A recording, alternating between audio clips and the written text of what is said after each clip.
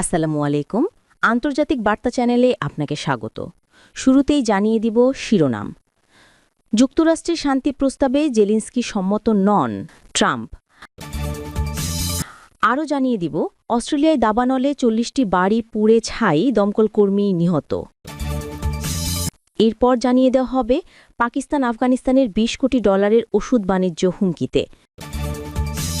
সর্বশেষ জানিয়ে দিব বাবরি মসজিদের ১১ দানবাক্স ভরে গেল ২ দিনেই, আসছে কোটি কোটি টাকা। এতক্ষণ শুনছিলেন সংবাদ শিরোনাম, এবারে বিস্তারিত। মার্কিন প্রেসিডেন্ট ডোনাল্ড ট্রাম্প বলেছেন, রাশিয়া ও ইউক্রেনের যুদ্ধ বন্ধে যুক্তরাষ্ট্রের তৈরি করা শান্তি প্রস্তাবে ইউক্রেনের প্রেসিডেন্ট ভলোদিমির জেলেনস্কি এখনও সম্মতি দিতে প্রস্তুত নন।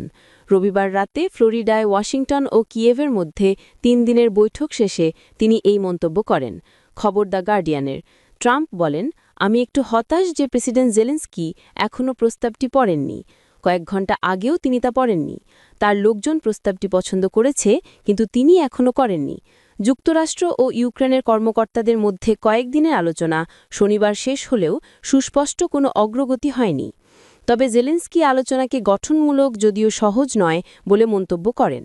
এ সময় জেলেনস্কি ইউকের প্রধানমন্ত্রী কিয়ার স্টারমারের সঙ্গে এবং ফ্রান্স ও জার্মানির নেতাদের সঙ্গে সোমবার লন্ডনে বৈঠকের কথা ছিল।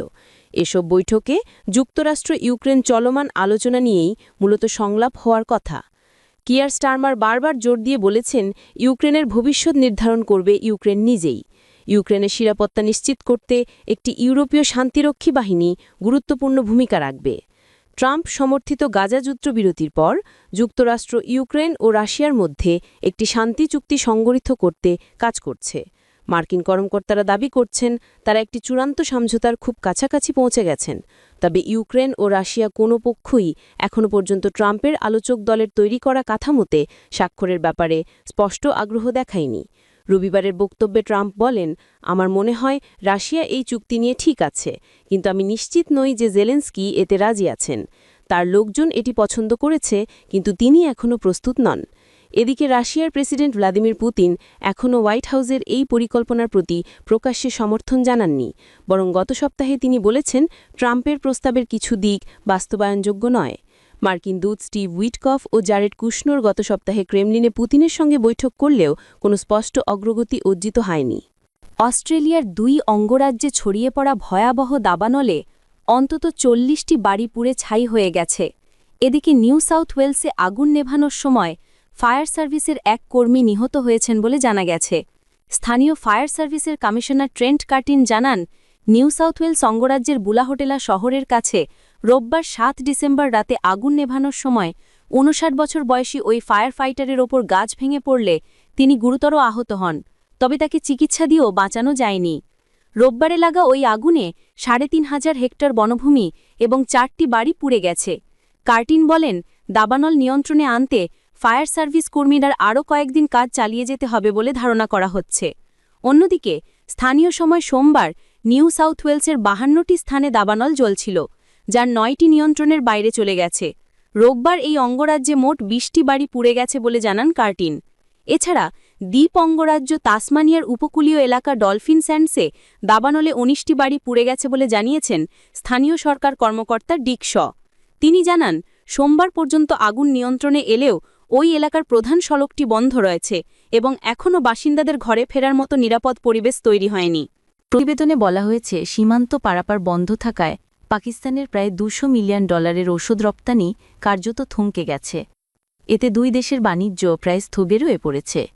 অ্যান্টিবায়োটিক, ইনসুলিন, টিকা, হৃদরোগের ওষুধসহ নানা জরুরি চিকিৎসা সামগ্রী বহনকারী শত শত ট্রাক বিভিন্ন ড্রাইপোর্ট ও গুদামে, পাশাপাশি তোরখাম ও চামান সীমান্তে আটকে আছে। কর্মকর্তারা সতর্ক করেছেন, সরবরাহে দীর্ঘ বিলম্ব হলে এসব ওষুধ নষ্ট হওয়ার ঝুঁকি এবং বড় ধরনের ক্ষতির আশঙ্কা তৈরি হবে। সীমান্তে বাড়তে থাকা উত্তেজনার মধ্যেই এই জটিলতা তৈরি হয়েছে। সর্বশেষ পাক বাহিনীর গোলাগুলির ঘটনায় আফগানিস্তানে ৪ জন নিহত হয়েছে, যাদের মধ্যে নারী ও শিশুও ছিল। গোলাগুলির পর ওই এলাকার কয়েকটি পরিবার নিরাপত্তার কারণে ঘরবাড়ি ছেড়ে পালিয়ে যেতে বাধ্য হয়। এর আগে আফগান কর্তৃপক্ষ পাকিস্তান থেকে আমদানি করা কিছু ওষুধের মান নিয়ে উদ্বেগ প্রকাশ করে এবং দাবি করে যে তাদের দেশে নিম্নমানের ওষুধ পাঠানো হচ্ছে। এ কারণে তারা উজবেকিস্তান ও ইরানের সঙ্গে বিকল্প উৎস নিয়ে আলোচনা শুরু করেছে। পাকিস্তানের ফার্মাসিউটিক্যাল ম্যানুফ্যাকচারার্স অ্যাসোসিয়েশন দ্রুত সমাধানের আহ্বান জানিয়ে বলেছে, সীমান্ত দীর্ঘদিন বন্ধ থাকলে বাণিজ্য তো ব্যাহত হবেই, আফগানিস্তানের জনস্বাস্থ্যও ঝুঁকির মধ্যে পড়বে। বিশ্লেষকেরা সতর্ক করে বলেছেন, ওষুধ সরবরাহ ব্যাহত হওয়া ও সীমান্তে বাড়তি সহিংসতার মিলিত প্রভাব মানবিক সংকটকে আরও তীব্র করতে পারে, বিশেষত সেই লক্ষাধিক মানুষের জন্য যারা চিকিৎসা ক্ষেত্রে আন্তর্জাতিক সাহায্যের ওপর নির্ভরশীল। সীমান্ত উত্তেজনার মধ্যেও মানবিক পরিস্থিতিকে প্রাধান্য দেওয়ার উপর জোর দিয়ে বিশেষজ্ঞেরা বলছেন, অবিলম্বে নিরাপদভাবে বাণিজ্যপথ খুলে দেওয়া, জরুরি ওষুধ দ্রুত সরবরাহ নিশ্চিত করা এবং সীমান্ত নিরাপত্তা স্থিতিশীল করা এখন সময়ের দাবি।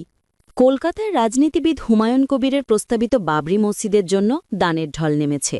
মোট ১১টি দানবাক্স রাখা হয়েছিল সভাস্থলে, সেগুলো ২ দিনেই ভরে গেছে পুরোপুরি। রবিবার রাতে বিশেষ মেশিন দিয়ে রুপি গোনা শুরু হয়। এখন পর্যন্ত ৪টি বাক্স আর একটি বস্তা মিলিয়ে পাওয়া গেছে ৩৭,৩৩,০০০ রুপি। শুধু নগদ নয়, অনলাইনেও এসেছে অনেক দান।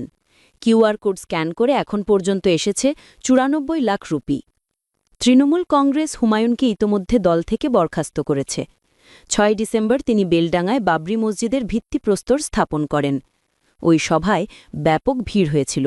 প্রায় ৪০,০০০ মানুষের জন্য শাহী বিরিয়ানির আয়োজনও ছিল। সেদিনই রাখা হয়েছিল স্টিলের তৈরি ১১টি বড় দানবাক্স। হুমায়ুন তার অনুসারীদের মসজিদ নির্মাণে সাহায্যের জন্য আহ্বান জানান। এরপর থেকেই দান আসতে থাকে একের পর এক। তার দাবি, মানুষ মন খুলে দান করছেন। দানের পরিমাণ কয়েক কোটি রুপিও ছাড়িয়ে যেতে পারে।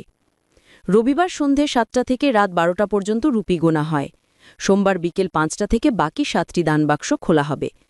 আগের দিনের মতো একই ৩০ জন লোক টাকা গোনার কাজ করবেন। স্বচ্ছতা বজায় রাখতে পুরো প্রক্রিয়া সরাসরি সম্প্রচার করা হচ্ছে। হুমায়ুনের ঘনিষ্ঠ মহলের দাবি, দানের পরিমাণ তাদের ধারণার চেয়েও অনেক বেশি। বিদেশ থেকেও দান এসেছে। এত টাকা নিরাপদে রাখতে আলাদা ঘর করতে হবে। সেখানে থাকবে সিসিটিভি ও নিরাপত্তার ব্যবস্থা। প্রয়োজনে আরও লোক নেওয়া হতে পারে টাকা গণনার জন্য। ব্যাংকের সঙ্গেও আলোচনা চলছে। হুমায়ুন ঘোষণা করেছিলেন ৬ ডিসেম্বর তিনি মুর্শিদাবাদে মসজিদের ভিত্তিপ্রস্তর রাখবেন। এই ঘোষণার পর থেকেই তৃণমূল তার সঙ্গে দূরত্ব রাখতে শুরু করে। কয়েকদিন আগে মুখ্যমন্ত্রী মমতা বন্দ্যোপাধ্যায় মুর্শিদাবাদে ভোটার তালিকার বিশেষ সংশোধন নিয়ে সভা করেন।